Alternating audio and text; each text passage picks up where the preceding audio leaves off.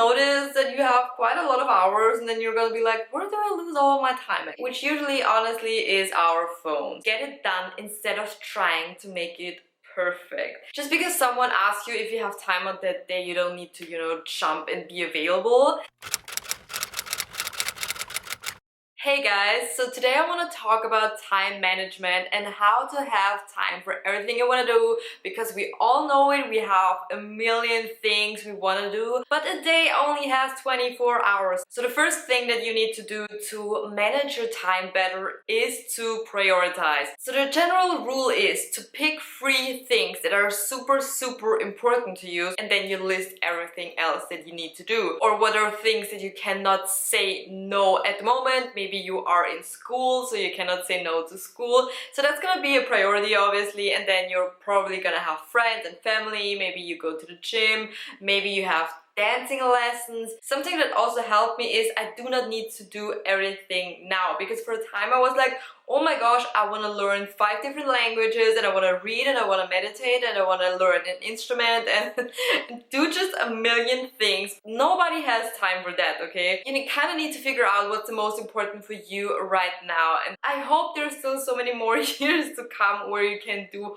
all of the other things in your life later on. Which also brings me to learning how to say no. I think this is something that was very hard for me, especially in the past, because I would always say yes to certain events and certain hanging out and stuff like that, and then I was like, I actually don't want to do it. Why did I say yes? So over the years and by becoming older, I just learned to think about it if I want to do it. You can also tell the person like, oh, let me think about it, or let me check if I'm free that day, for example, and then maybe have a day to think about if you actually want to do that. Because I feel like sometimes I'm like, when you're in a conversation with someone, you're like, oh yeah, sure, let's do that, and then you're like, just because someone asks you if you have time on that day, you don't need to, jump and be available. You can prioritize your own life and your own things. Sometimes you can prioritize grabbing a coffee with a friend, and sometimes you can prioritize like, no, I don't have time for a coffee today, and be like, I'm gonna go to the gym. It doesn't have to be always one or the other. I feel like I don't feel good when I always prioritize my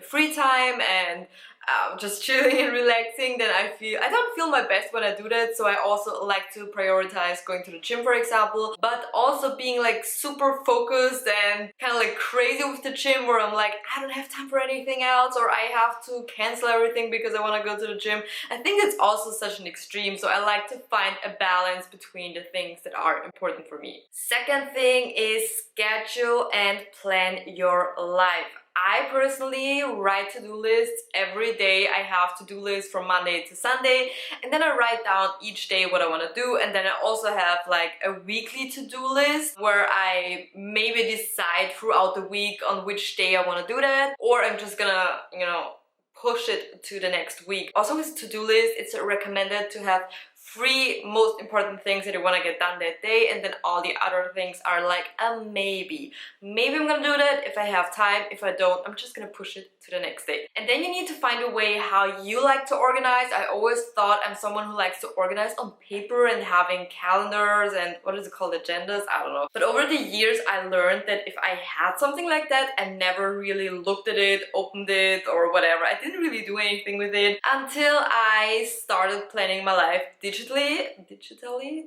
on my MacBook and on my phone, like on both pretty much, which makes it so much easier because I can delete things, I can move things, it doesn't look ugly or anything, and I have the same thing on my phone and my MacBook, so I always have it available. And every time something pops up in my head, I can immediately write it down because I always have my phone with me. What I like to use is number 1, the Notes app, which is I love the Notes app, okay? And then I also use Notion, which is free. If you've never heard of it, I absolutely love Notion, and I like to use both in combination. I don't know why. Should I do a how I plan video? I think when I watch how I plan videos, they're always very aesthetic and organized and pretty, and I feel like mine is just practical how I like to do it and how I feel like I can go through my days and my weeks. It's not really that special. Then something I also really like as an idea is write down your ideal day and your ideal week.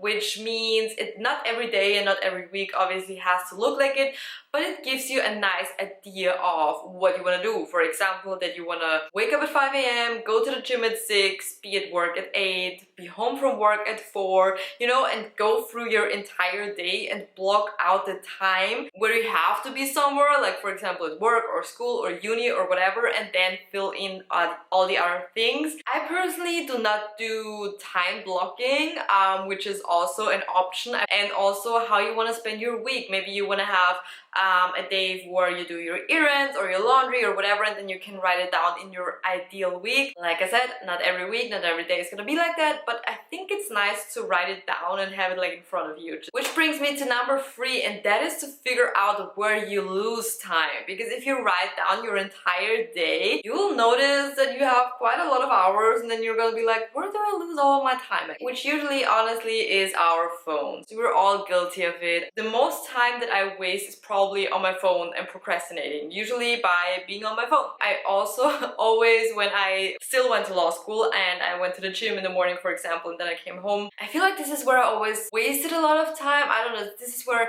I mean, I did other things. I was like doing the dishwasher and doing some laundry and stuff like that, but until I would study, a lot of time would have passed, you know, because I'd fill it without all of these other things. I always say there are 2 ways of procrastination. The one where you're on your phone or doing something random, and the other one is like where you do something productive but not the thing that you want to do. Maybe you spend too much time on, I don't know, deciding on outfits, which I do sometimes I'm annoyed on how much I think about things like that, and maybe you can cut down your makeup time or getting ready time, or maybe also with cooking. Maybe you're cooking too fancy meals or have a lot of cutting involved. This is which I realize if I have recipes that are just too time consuming, I'm like, I could have done something so much simpler, you know? So easy peasy simple recipes is where it's at for me personally. Number 4. Why do we always do that? Like, kind of like a movie. Okay, number 4 is to set a timer when you do something.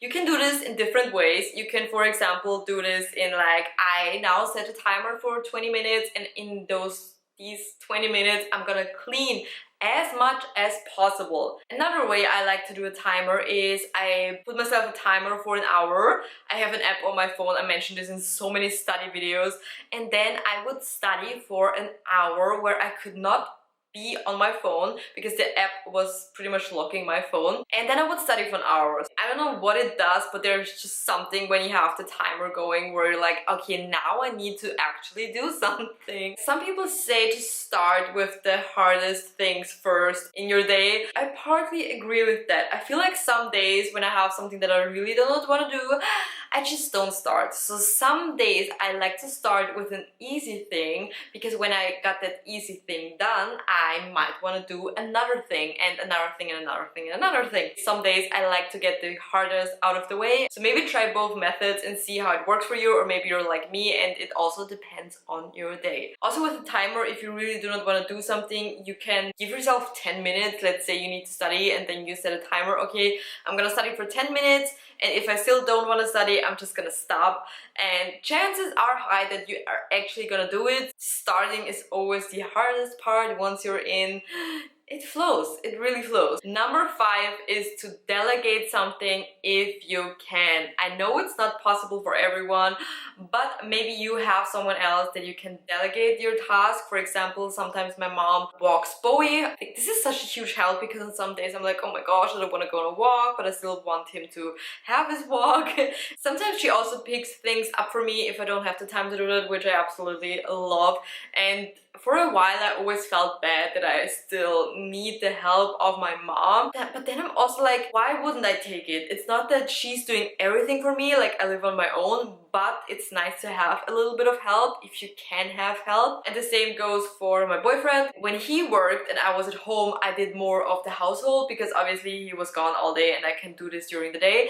And now that he's home and I'm working, we kind of switched it. And if you can't afford it, maybe get someone to clean. This is something that I want to do, because I personally do not have time or the will or anything to clean. I do not enjoy it. I want my apartment to be clean, but I don't want to clean it. I'm not earning the most money at the moment, but once I would earn more money, I would definitely get someone to clean because it would make my life so much easier. You already have so much to do with laundry and dishwasher and meal prepping and more than enough, okay? I don't want to be cleaning on top of that. Number 6 is to get it done instead of trying to make it perfect. And I struggle with this a lot, especially when it comes to my YouTube videos. I want to make my videos perfect and I put so much pressure on myself before filming it and making thumbnails and whatever that I almost sometimes don't do this. And this video is a great example because today I was like, I'm not sure if I should film this video. I think it's boring. I feel a little bit tired. And this goes for so many things. There's this book that I also mentioned in a few videos ago, which is The Mountain Is You, where she talks about, I think it's the book, I'm not sure, but I think she talks about don't focus on writing a bestseller, focus on writing. Don't focus on writing a song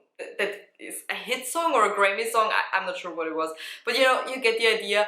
Focus on writing a song. And the same with YouTube. Don't focus on, I don't know, getting 1 million views. Just film the content. Just do your best and enjoy it because that's what it's all about. That's what content creation is about. And the same goes for studying. I realized when I was studying, a lot of times I would get so discouraged if I didn't know everything, if I couldn't solve all of the problems. And then as time goes on, and especially studying, it's a long time, like days, weeks can pass, especially with law. And as you progress with the studying, it just gets better and it gets better, you know, and you want to be perfect. At the beginning, you want to know everything, but you have to do something for it. And it could also go into the direction that you're spending too much time on certain things, you know, where you're like going crazy over something. And I feel like everything you go crazy over, whatever you do, if it's creative work or something else, I feel like most things that you force, which I also mentioned in my last video, 2 videos ago, I don't know, things that you try to force so much are never gonna turn out as well as the things where you step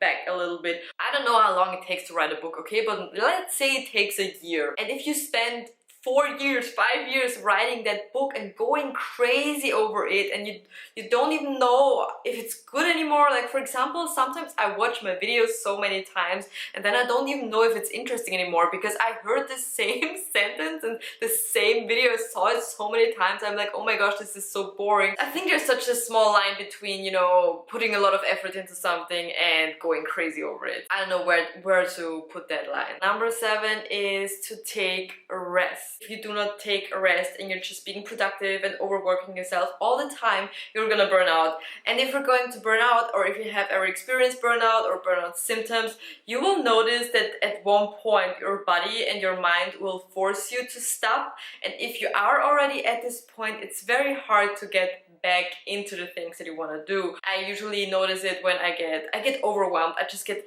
so stressed, and then sometimes I start crying or I get more angry or whatever, and then I know, okay, I need to maybe step back a little bit, take a rest. This is from someone who is very bad at resting, but something that I learned along the way, or I'm still learning it to be quite honest, is if you are resting, focus on resting and try to find a way to not feel guilty for taking the rest, because I do that, and if you feel guilty while resting, it won't feel like you rested, so it's gonna be a waste of time, so you didn't get the things done that you wanted to get done, and you also don't feel rested. 2 tips that I have for this. Number 1, you can write it down and journal it out and ask yourself why you feel so guilty for taking rest. Like, maybe you feel like you don't deserve rest. Maybe you kind of want to punish yourself by going over your limits. Maybe you want to push away certain feelings.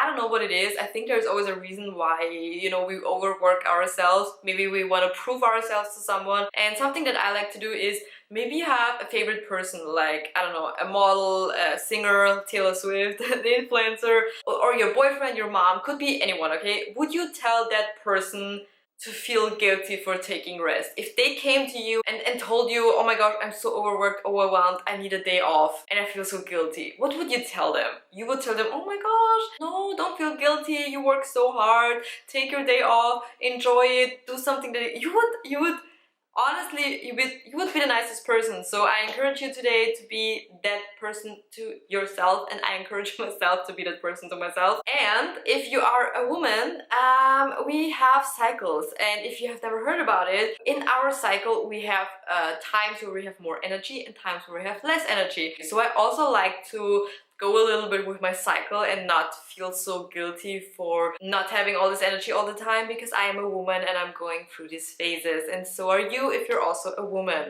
And that was that on how to have time for everything that you want to do. I hope this helped in any way. Subscribe if you want to see more videos from me, and give the video a like if you enjoyed it. And other than that, thank you so much for watching, and I hope to see you in my next video. Bye!